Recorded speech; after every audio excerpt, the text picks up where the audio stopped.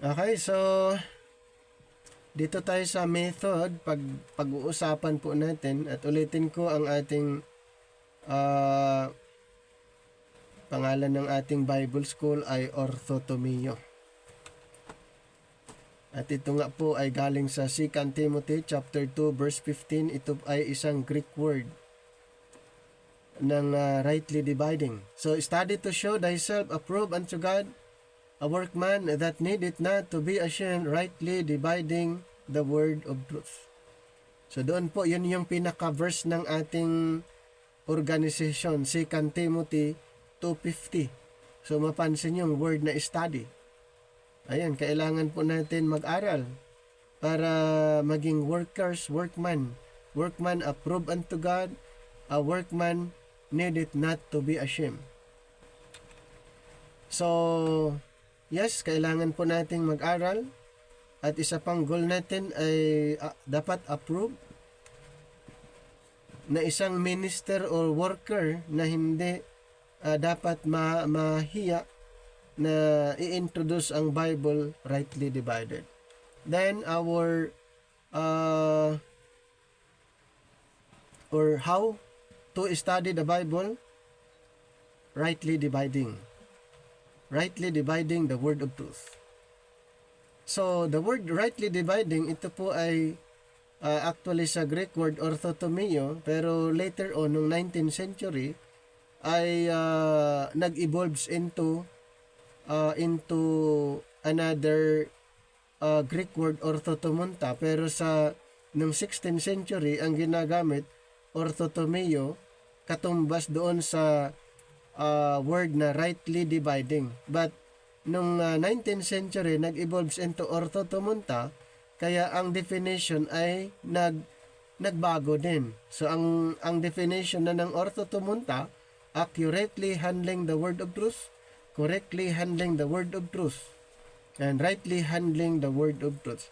So, kumbaga, 19th century, marami na pong available meaning. Pero ng 16th century, ang available meaning ng orthotomeo ay rightly dividing. Wala na pong iba. Kaya yun ang ginamit sa King James Version, orthotomeo, rightly dividing. But later on, sa ibang version, nung 19th century, maraming available meaning, katulad ng accurately handling the word of truth, correctly handling the word of truth, rightly dividing or rightly handling the word of truth. So, ang orthotomeo, ito po ay galing sa isang engineering term or sa carpenter's line, or sa madaling salita, ang orthotomeo ay cutting the straight line. So, mayroon pong guide. Ito po ay kailangan na maunawaan natin. Sa pag-aaral ng Bible ay dapat mayroong guide para hindi po magkakamali.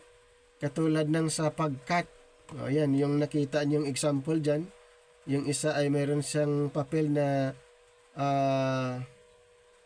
kinat at mayroon siyang line na sinusundan. So, kung wala yung line, pwedeng banking, hindi matuwid yung line, yung pagkagupit. So, sa pag-aaral ng Bible, kailangan pong mayroong guide para hindi po tayo malito.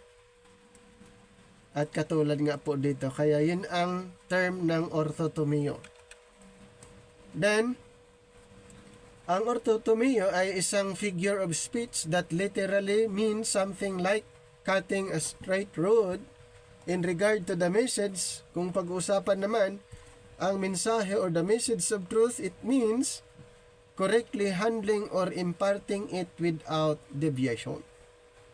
Okay, so yun yung, yung orthotomeo, correctly handling or imparting it, or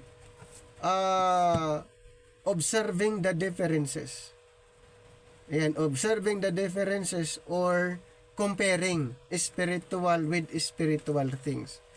Meron lang akong babasahin dito sa 1 Corinthians chapter 2 verse 13, which things also we speak not in the words which man's wisdom teaches, but which the Holy Ghost teacheth, comparing spiritual things with spiritual. So isa pang goal natin sa pag-aaral ng Bible ay yung comparison. Okay, mayroon tinatawag na comparison, comparing spiritual things with spiritual or observing the differences. So si Apostle Paul ay marami siyang mga example regarding that comparison or the contrast. Example dito sa Romans chapter 6 verse 14, for sin shall not have dominion over you, for you are not under the law, but under grace. So, yun yung sample na mayroong tinatawag dividing line. Okay, mayroong comparison, the law and grace. Okay, mayroong tinatawag na comparison. So, ano ba yung law at ano ba yung grace? Nang sinasabi na, you are not under the law, but under grace. So, mayroong division. Okay, mayroong dividing line na hindi pwedeng maghalo. No, hindi pwedeng maghalo. Yung teaching ng law ay ihalo doon sa grace. At ganun din, vice versa, ang teaching ng grace, hindi po pwedeng ihalo doon sa law. At dagdagan pa natin, sa Galatians chapter 2, nagkaroon ng agreement ang mga apostles, yung mga 12 apostol at saka si Apostol Pablo, mayroon silang agreement. Ibig sabihin, hindi parehas ang kanilang mission. Ang 12 apostol, ang mission nila sa 12 tribo ng Israel. Ang mission naman ni Apostol Pablo ay sa mga Hintel. So hindi sila parehas ang group ng mga tao na pangaralan nila. Kaya dito sa Galatians chapter 2, mayroon silang usapan or agreement kung saan sila dapat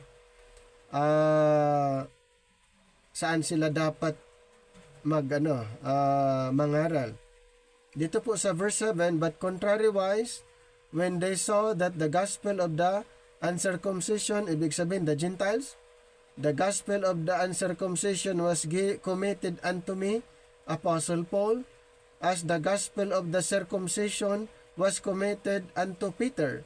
So dito mayroong gospel of uncircumcision to the Gentiles, gospel of circumcision to the Israelites. So sino po ang pupunta sa Gentiles?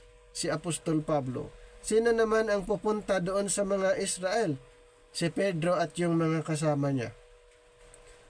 Dito sa verse 8, for he that wrought effectually in Peter to the apostleship of the circumcision, the same was mighty in me toward the Gentiles. So malinaw na may mission ang mga apostol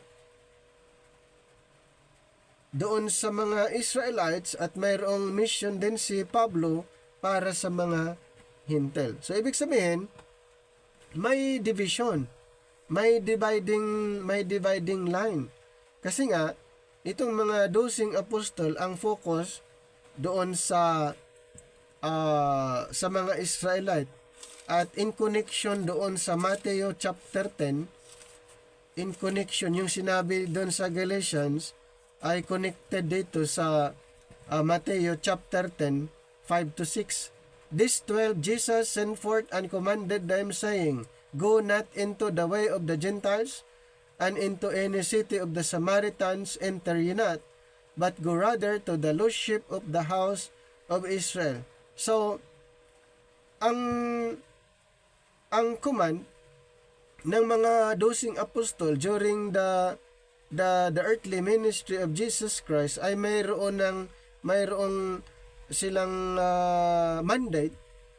Mayroon ng mandate na natanggap nila na sila'y pupunta sa mga Israelites at pinagbilinan na huwag kayong pumunta sa lugar ng mga Hintel. So ibig sabihin, ang focus ng mga apostles ay more on sa mga Israelites, kaya doon sa Galatians 2 ay nagkaroon ng agreement. Ito po ay nangyari sa Jerusalem Council. Mayroon silang agreement na ang focus ng mga apostles ay sa circumcision or sa Israel, at si Pablo naman ang focus ay sa mga Hintel.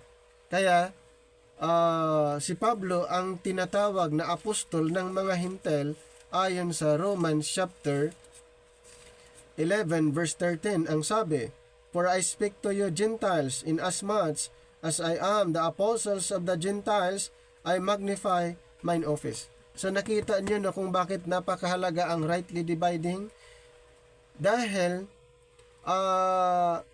kung hindi natin aralin rightly divided, ang tendency ay maipaghahalo natin ang tinuturo ng mga 12 apostol at yung turo ni Apostol Pablo at i-claim natin na ito ang turo din para sa atin without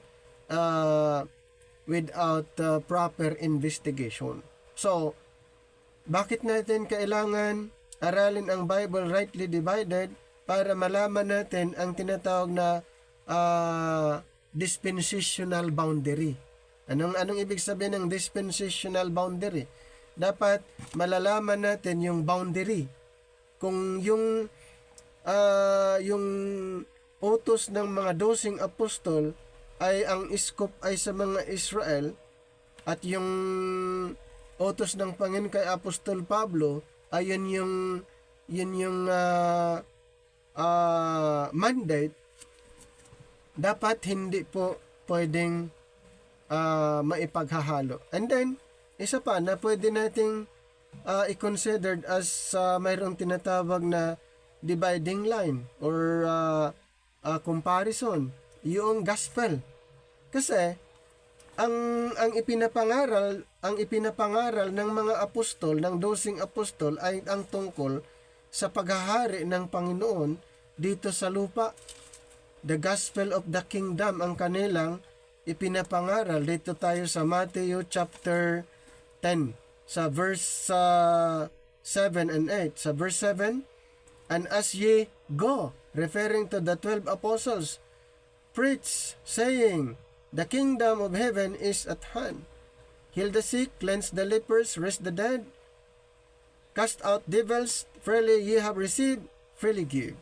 So, ang gospel na kanilang ipinapangaral ay ang gospel of the kingdom na i-establish dito sa lupa na mayroong heavenly in nature. So, ang nature ng kingdom na i-establish dito sa lupa ay ang mayroon pong heavenly in nature. So, ano ang gospel na ipinapangaral? Gospel of the kingdom. Si Apostol Pablo, ang kanyang natanggap na gospel ay hindi gospel of the kingdom. Ang kanyang natanggap ay gospel of grace. In Acts chapter 20 verse 24, "But none of these things move me, neither count I my life thereunto myself, so that I might finish my course with joy, and the ministry which I have received of the Lord Jesus, to testify the gospel of the grace of God." So makikita niyo agad, magkakaibang presentation ng gospel. Ang 12 apostol, ang kanilang proclamation ay ang tungkol sa paghahari ng Panginoong Hesus dito sa lupa. At si Apostol Pablo naman, ang kanyang proclamation tungkol naman sa ginawa ni Kristo sa cross. So magkakaiba po. Kaya, kung bakit kailangan natin ang rightly dividing the word of truth, para hindi po natin maipaghahalo ang presentation ng dalawang apostol. At yung yung programa ay magkakaiba po. Okay, so yung mga apostol, ang ipinapangaral nila na programa since the world began. Ang ipinangaral ni Apostol Pablo ay kept secret since the world began. Ibig sabihin, ang ipinapangaral ng mga apostol ay programa from the foundation of the world. Ang ipinapangaral naman ni Apostol Pablo before the foundation of the world. So mayroon pong division. Okay, anong sinasabi sa Acts chapter 3 verse 21? Ito yung pangaral ng mga apostol from the foundation of the world. dito po sa chapter 3 verse 21. Whom the heaven must receive until the times of restitution of all things which God hath spoken by the mouth of all his holy prophets since the world began. Since the world began. So ang mga apostles ay ipinapangaral nila ang isang programa from or since the world began. At si Apostol Pablo, iba. Kasi ang kanyang ipinapangaral, isang programa before the world began. Romans chapter 16, verse 25. Romans chapter 16, verse 25. Now, to him that is of power to establish you according to my gospel and the preaching of Jesus Christ according to the revelation of the mystery which was kept secret since the world began. Which was kept secret since the world began. Ibig sabihin, isang programa before the world began at ipinagkatiwala ng Panginoon kay Apostol Pablo. So magkaiba doon sa 12 apostol. Dagdag natin yung Ephesians chapter 3 na sa kay Pablo ibinigay ang programa before the world.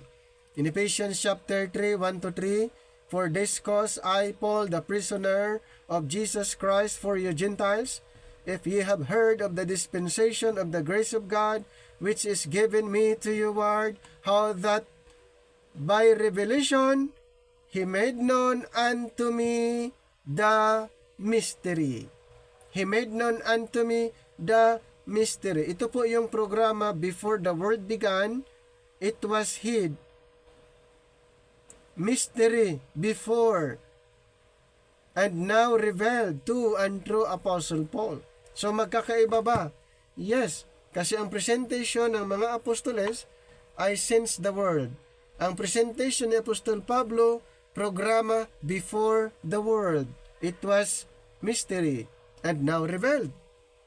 So kailangan natin na makita na ang may program ang Panginoon na pang-earthly program at mayroon siyang program na pang-heavenly program. Ano po yung program na pang-earthly? Yung ipinapangaral ng mga apostol, earthly.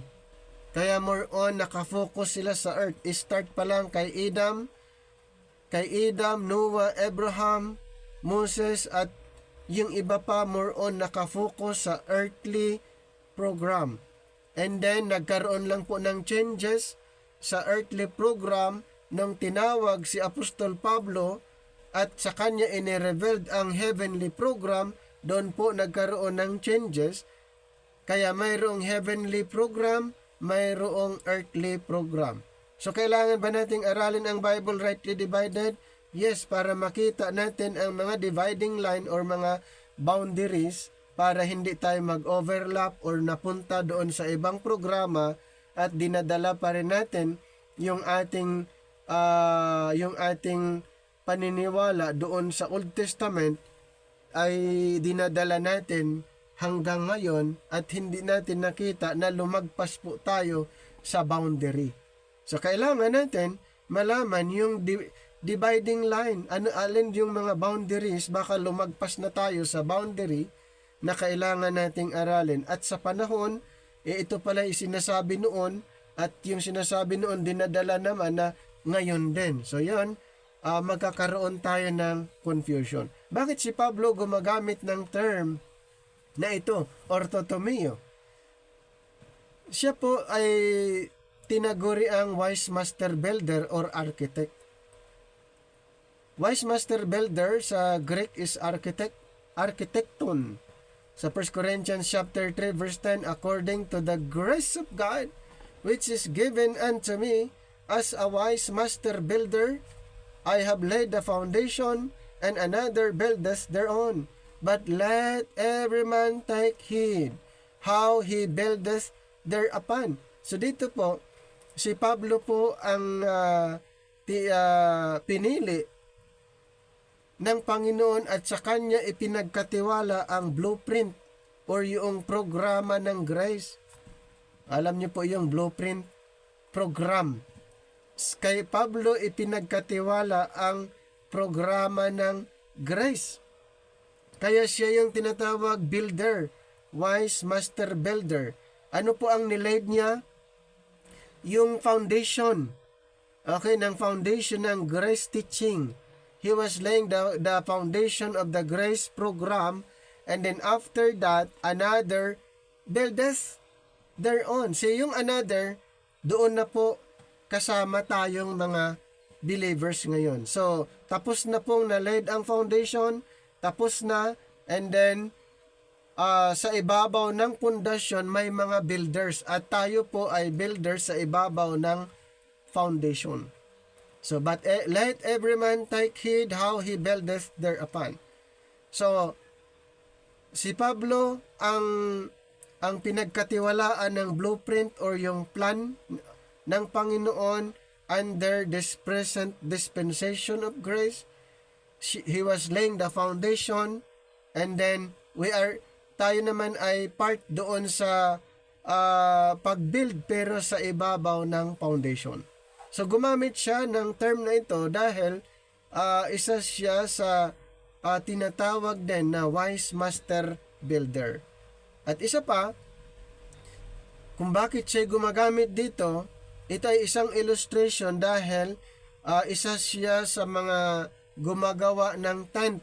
Kasama siya sa grupo ng mga gumagawa ng tent in Acts chapter 18:3. And because he was of the same craft, he abode with them and wrought, for by their occupation they were tent makers. Yun po ang yun po yung ginawa niya during nung nasa ministry siya. Gumagawa siya ng tent, marami sila, at gumagamit siya ng mga illustration ng isang engineer and isang architect. At yun ay pinaka-accurate na illustration na mas maunawaan ng kanyang mga audience noon. At tayo din, mas madali din nating maunawaan kung gumagamit siya ng mga illustration na ganon. Alam naman natin ang mga tinatawag na engineer or architect sa kanilang ginagawa. Okay? Sila po'y gumagawa na mayroong guide. Sila po'y gumagawa na mayroong blueprint. O hindi po sila basta-bastang gumagawa ng basta gumawa lang. Hindi po, sa pag-aaral, dapat ganon. Mayroon tayong pattern, mayroon tayong sinusundan para hindi tayo lumagpas doon sa dividing line. Dapat alam natin kung nasaang programa tayo sa program ng Panginoon sa Biblia. So, from Genesis to Revelation, mayroon tayong 66 books. Tandaan po natin. Mayroon tayong 66 books from Genesis to Revelation. So, outside 66 books, hindi na po natin tinatanggap na yun pa ay word of truth. Hindi pa natin pinaniniwalaan na yan ay galing sa Panginoon dahil ang Bible kompleto na po. Genesis to Revelation, yun po ay sapat na po para sa atin, enough na po para sa atin na aralin natin ang programa ng Panginoon, both heavenly and earthly. So maraming mga nagkiklaim ng Revelation ngayon, huwag kayong maniniwala basta-basta doon. Hindi po totoo yun. Tapos na po ang Bible, complete na ang Bible, hindi na pwedeng dagdagan ang Bible. May mga nagkiklaim, sa panahon natin ngayon, huwag kayo agad basta maniniwala dahil yun ay deception. Okay? Yan po ay mga deception po na ginawa ng Diablo. Ginawa ni Satanas, i-deceive yung mga tao. Ang Bible complete, 66 books. Kompleto na po. Genesis to Revelation, ang part natin, aralin ang Bible. Ang part natin, pag-aralan ang Bible from Genesis to Revelation. Pag may marinig kayo na nagsasabing nag-rebel sa Kanya ang Panginoon, huwag niyong paniwalaan yun, yan po ay deception. Hindi po totoo yun. Kasi magiging mali ang Bible kung mayroon pang mga nagkiklaim na may nagrebelled sa kanila ang Panginoon, ang salita ng Panginoon magiging mali. So, ang Genesis to Revelation, ito po ay na divided into parts.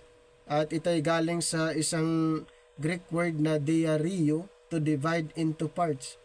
So, ang Bible natin ay divided into time past, but now, and ages to come. So, in Ephesians chapter 2, verses 11 to 12, verse 11, Wherefore remember that ye being in time past Gentiles in the flesh, who are called uncircumcision by that which is called the circumcision in the flesh made by hands, that at the time ye were without Christ, being aliens from the commonwealth of Israel, and strangers from the covenants of promise, having no hope, and without God in the world. So pansinin natin, verses 11 to 12, ano po ang estado ng mga Hintel at saka Israel. So under the time past, ang Hintel at saka Israel, hindi sila magkakasama. Hindi sila isang group. Dito po na i-describe na ang Gentiles ay strangers from the commonwealth of Israel. Okay? So hindi po isang grupo. At isa pa, strangers from the covenants of promise and aliens from the commonwealth of Israel. Sino? Mga Hintel. Pag sinasabing Hintel, sila ba'y part sa Israel? Hindi. Ang tinatawag na Israel ay tumutukoy lamang sa 12 tribo. Okay, sa 12 tribes of Israel, yan lang po ang tinatawag. Outside doon ay Hintel. Kaya ang tawag sa mga Hintel ay strangers and aliens. Strangers from the covenants of promise, aliens from the commonwealth of Israel. So, ibig sabihin, pag hindi ka part sa 12 tribo ng Israel, ikaw ay Hintel, at noon ikaw ay stranger, ikaw ay aliens. So, ganun po, under the time past program. Pero pagdating dito sa But Now, mayroon pa bang ganon?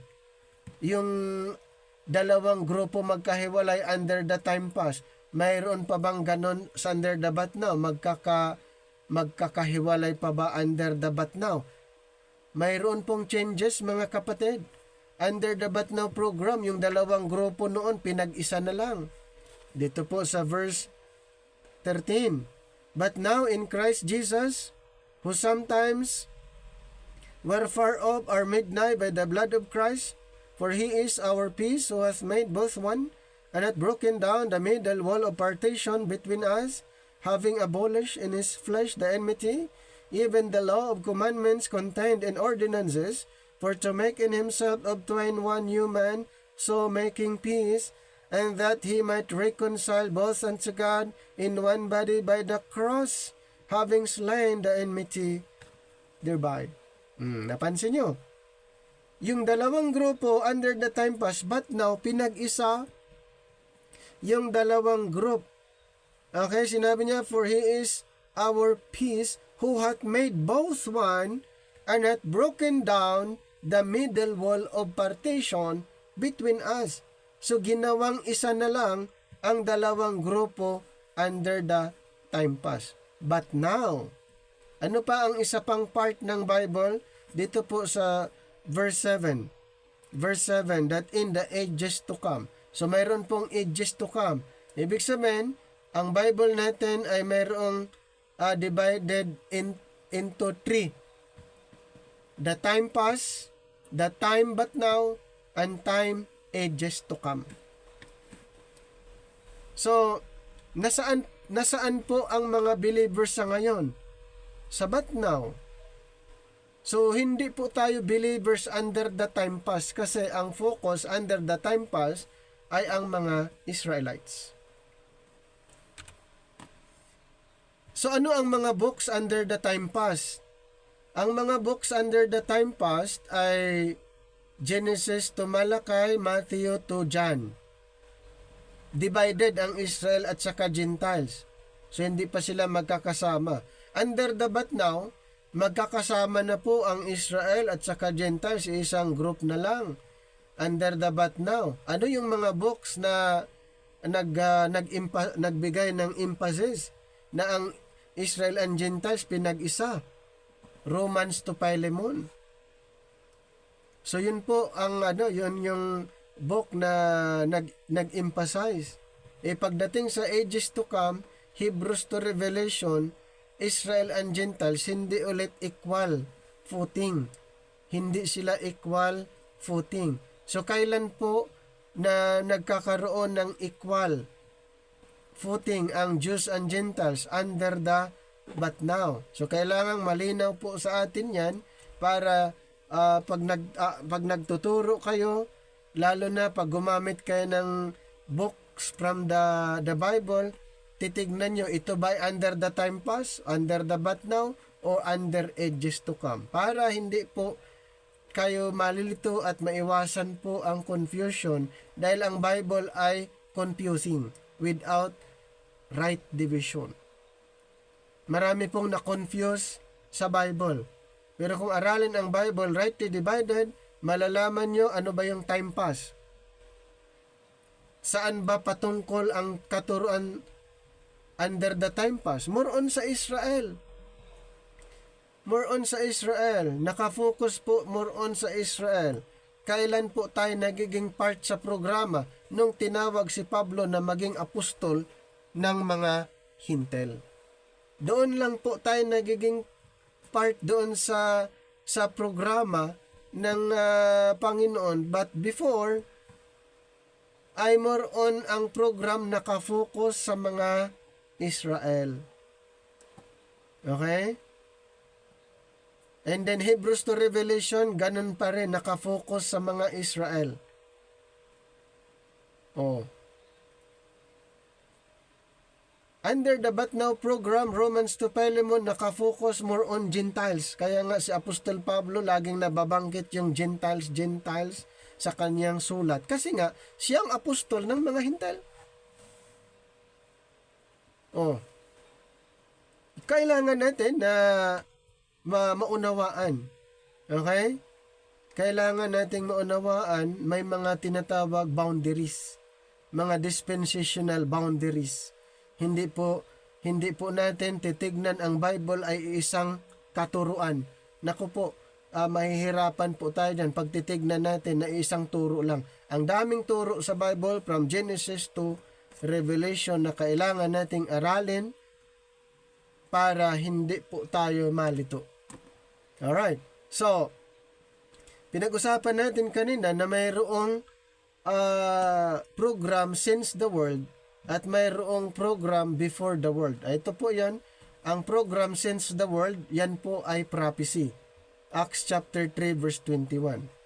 Yun po ay under sa prophetic program. And then, ang program before the world, ito po ay mystery. Inirevealed lang po ng Panginoon kay Apostol Pablo. Kaya the revelation of mystery given unto me, sabi niya sa Ephesians 3:1-3. Sa kanya po inireveal ang programa ng mystery. At ito pong mystery program ay patungkol po sa heavenly. Kumbaga, ang pinag-uusapan dyan ay patungkol sa heavenly teaching. At yung sa prophecy naman, more on earthly teaching. So, kailangan hindi po kayo ma-confuse ipangaral alin ang earthly program, alin ang heavenly program. O kung gusto mo nang pupunta sa heaven, ituro mo yung heavenly program. Pero kung gustong mananatili dito sa earth, ituro mo yung earthly program. Kaso lang, kung sa ngayon mo ituro ang earthly program, ay baliwala dahil temporaring nag-stop ang programa ng earthly program habang nag-operate ang programa ng grace. Habang nag-operate ang heavenly program, isa lang ang programa ngayon. Isa lang ang gospel ang dapat paniwalaan ngayon, na ang tao ay maligtas at pupunta sa langit. Ang gospel of the grace of God. Kasi nga, ang prophetic program, ang earthly program ay huminto muna temporary nung after Acts 28. Kaya Acts 28:28, ang kaligtasan ay totally sa mga hintel. Basahin ko lang ha sa Acts 28:28.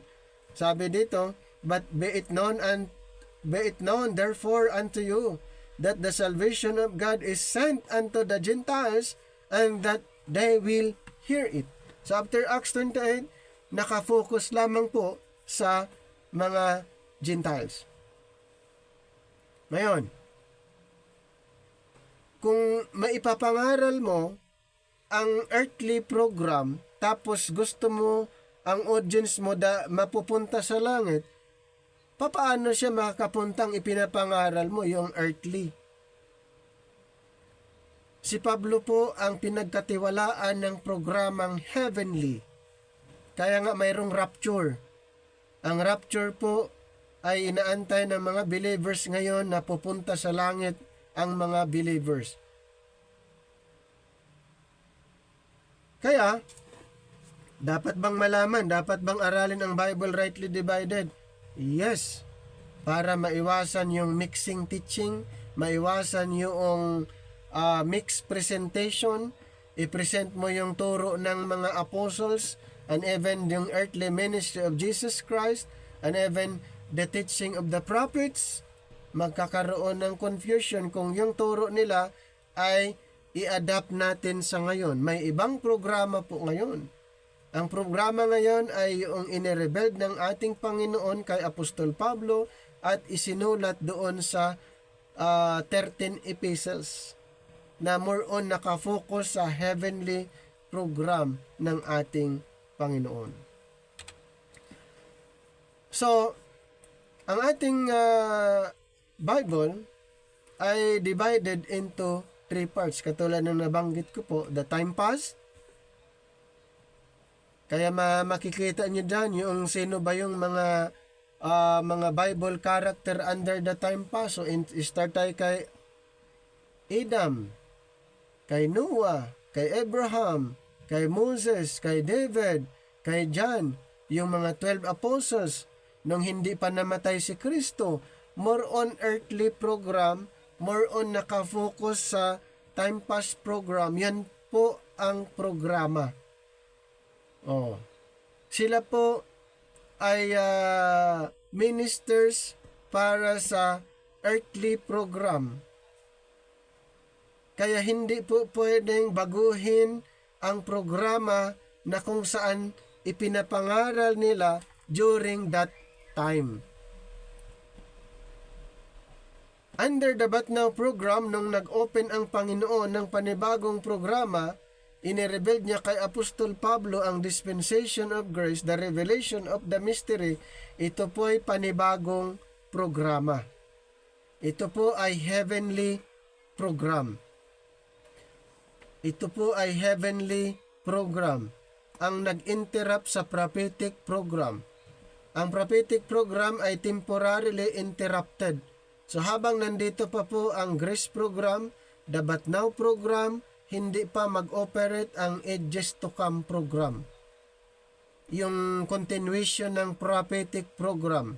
Pero after the rapture, kung makikita nyo dyan, after the rapture, yung 7 years na part ng prophecy, the 1,000 years na paghahari ng Panginoon, part ng prophecy, ay mag-resume.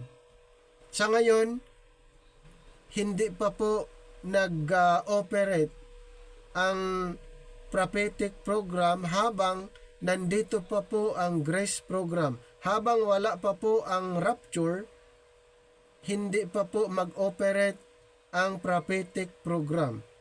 So, ano ang inaantay natin?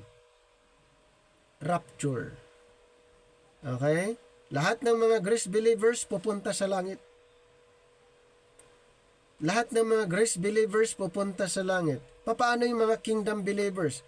Ang mga kingdom believers, aantay nila yung pangalawang pagbalik ng Panginoon dito sa lupa para i-establish yung kingdom na ipinapangaral noon. So yun po ang kailangan na maging malinaw sa atin, na mayroon tayong guide.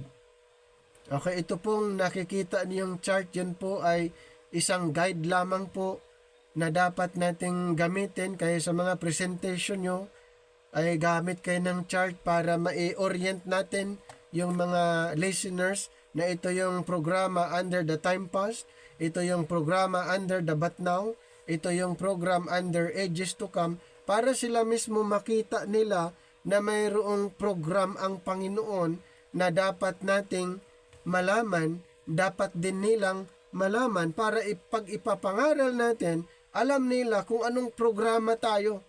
Kasi sa Bible, ang daming programa ang Bible po. Nakasulat ang daming program. Kaya pag hindi natin aralin ang Bible, rightly divided, hindi mo alam kung anong programa ang ipinapangaral mo. Hindi mo alam kung para kanino yung ipinapangaral mo. Ito ba'y para sa Israel or para sa church, the body of Christ?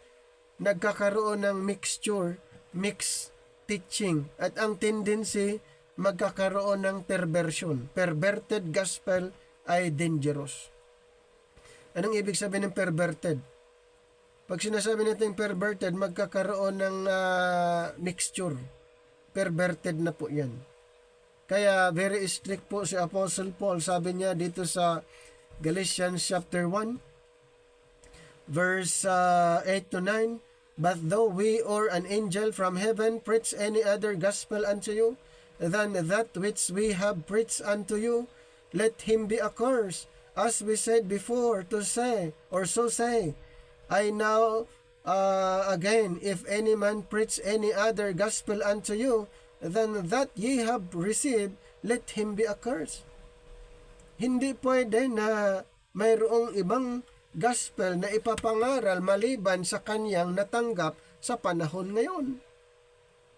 Kung ano yung gospel na ipinapangaral ni Apostol Pablo, na siya yung apostol under the but now program, siya yung apostol under the grace program, hindi na po pwedeng mahaluan pa ng ibang katuruan galing doon sa mga dosing apostol, mga katuruan under the time pass, dadalhin sa but now. Hindi po pwede dahil sabi niya, kung may magturo sa inyo ng iba sa ipinapangaral ko, let him be accursed, or pagasumpain siya. At napaka bigat po na word yan. Ano ba ang dapat nating ipapangaral? Yung katuruan under sa panahon ngayon or yung turo under the time pass? Since we are under the but now program, ang dapat nating ipapangaral yung turo sa panahon ngayon, under the dispensation of grace, na sinabi ng ating apostol na si Apostol Pablo na siya pong pinagkatiwalaan ng programang ito. So, ang time pass, more on concern sa Israel. Ang ages to come, ganun lang din po. Kaya sa time pass, nandun po yung Old Covenant or Old Testament na ito po ay isinulat, ipinangako or inuutos ng Panginoon para sa House of Israel and House of Judah. Ibig sabihin, sa Old Testament ay sa kanila po ibinigay, sa House of Israel, sa kanila ibinigay ang Old Testament or Old Covenant. Sa New Covenant, sa Israel lang din. New Covenant or New Testament, sa kanila lang din ibinigay. House of Judah, House of Israel. Gusto kong basahin sa Hebrews chapter 8. Dito po sa start nating basahin sa verse 7. "For if that first covenant," referring to the Old Covenant or the Old Testament, "had been faultless, then should no place have been sought for the second. For finding fault with them, he saith, Behold, the days come, saith the Lord, when I will make a new covenant with the house of Israel and with the house of Judah, not according to the covenant that I made with their fathers in the day when I took them by the hand to lead them out of the land of Egypt, because they continued not in my covenant, and I regarded them not, saith the Lord. For this is the covenant that I will make with the house of Israel after those days, saith the Lord. I will put my laws into their mind and write them in their hearts, and I will be to them a God, and they shall be to me a people. And they shall not teach every man his neighbor, and every man his brother, saying, Know the Lord, for all shall know me, from the least to the greatest. For I will be merciful to their unrighteousness, and their sins and their iniquities will I remember no more. In that he says, a new covenant he hath made the first old. Now that which decayeth and waxeth old is ready to vanish away. So, ang Old Covenant at saka yung New Covenant ay para sa House of Israel, House of Judah. Sa But Now program, wala pong hindi po nakipagtipan ang Panginoon. Okay? We are under grace. Okay? Wala pong hindi po nakipagtipan ang Panginoon. Dito po, katulad ng Israel. Kaya nga, we are strangers from the covenants of promise. Gentiles were strangers from the covenants of promise. Dahil, ang Panginoon ay mayroon siyang covenant sa mga Israel. Hindi tayo kasama doon sa covenant na ipinangako ng Panginoon sa mga Israelites. Tayo po ay ilalim sa grace ng Panginoon. We are under the grace of God. So, mayroon din pong mga ministry ang mga apostles at yung ilan na mention po natin kanina, patunay na hindi po parehas ang ministry ng mga apostles. Katulad nito sa time past at But Now, yung mga 12 apostol, sila po ay representative of the nation Israel, representing the 12 tribes, the 12 men, 12 thrones in Matthew 19:28. How about Apostle Paul? Siya po ay representative of the body of Christ. One man, both Hebrew and Roman, reconciled, Ephesians 2:16. Doon sa mga apostles, sila ay representative sa 12 tribes, 12 thrones, 12 men of Israel.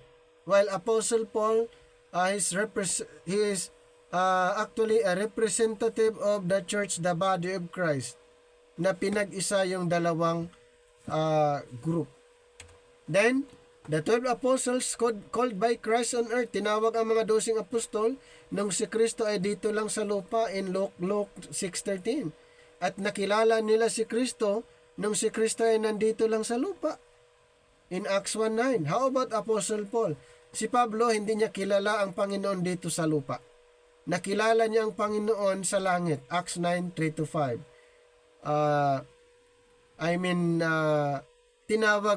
Tinawag si Pablo nung si Kristo ay nasa langit. Acts 9:3-5. At nakilala din niya ang Panginoon nung si Kristo ay nasa langit in 1 Corinthians 15:8. So magkakaiba po.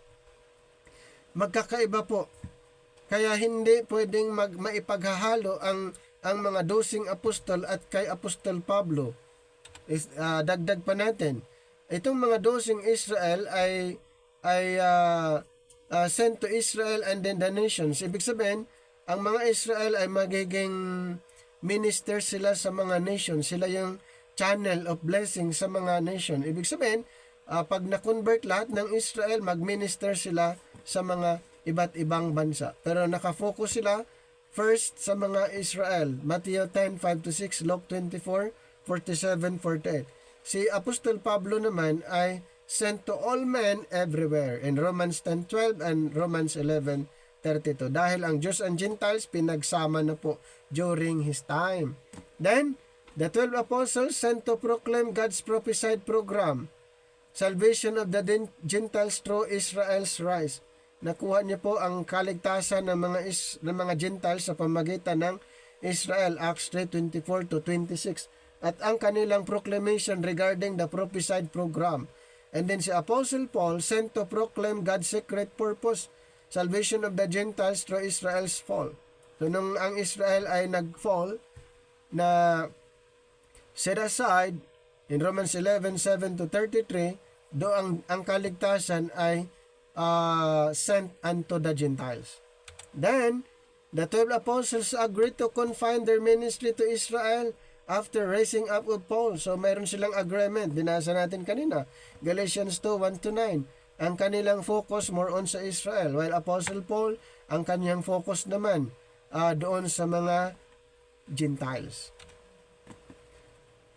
So, mayroong program ang Panginoon. Mayroon siyang dalawang programa. In the beginning pa lang, God created heaven and earth. Ibig sabihin, mayroon na siyang programa sa heaven, mayroon na siyang programa sa earth. Okay, mayroon siyang earthly program, yan po yung prophecy. Mayroon siyang heavenly program, yan po yung mystery. Inirevealed niya kay Apostle Paul. At good news po, ang mystery, ito po yung heavenly program. At saka yung prophecy, earthly program. At yung mga propeta ay more on nakafocus sila sa destination ng mga Israelites at yung paghahari ng ating Panginoon. Ayan. Yung mga propeta, sila Joel, Hosea, Amos, Malakay, Isaiah, Zephaniah, Habakuk, Malakay, Zechariah, Haggai, Ezekiel, Daniel, Jeremiah at iba pa, sila po ay nakafocus sa pagbabalik ng Panginoon at maghahari sa kanila. How about under grace? Hindi po tayo part doon sa mga na-mention ng mga propeta dahil ang programa under grace ay mystery. Ito ay inirevealed lamang, exclusively inirevealed kay Apostol Pablo. So ibig sabihin, yung mga nakita ng mga propeta ay hindi yung church, the body of Christ. Dahil kay Pablo inirevealed ang programang ito. Okay? So, kailangan nating mapag-aralan ang Bible, rightly divided, para maiwasan ang confusion at kalituhan. Kaya yun po ang goal natin sa pag-aaral natin. We're introducing right division dahil in studying the Bible, rightly divided, ay magkakaroon po ng kaayusan, harmony, at hindi po tayo malito. Kaya rightly dividing the word of truth is the key to understanding the Bible.